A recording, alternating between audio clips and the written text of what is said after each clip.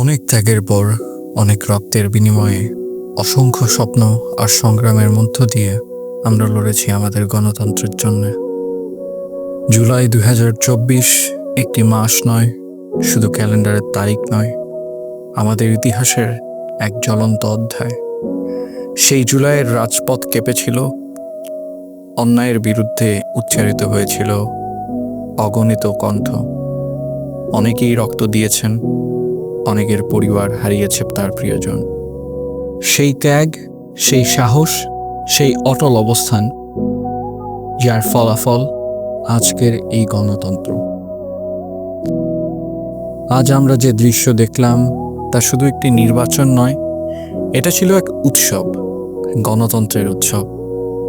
পুরুষ, নারী, শিশু সবাই একসাথে এক কাতারে দাঁড়িয়ে নিজেদের ভোটাধিকার প্রয়োগ করেছে স্বাধীনভাবে। মুখে ছিল দৃঢ়তা, চোখে ছিল আশার আলো। আজকের এই অংশগ্রহণ প্রমাণ করে জুলাইয়ের আত্মত্যাগ বৃথা যায়নি।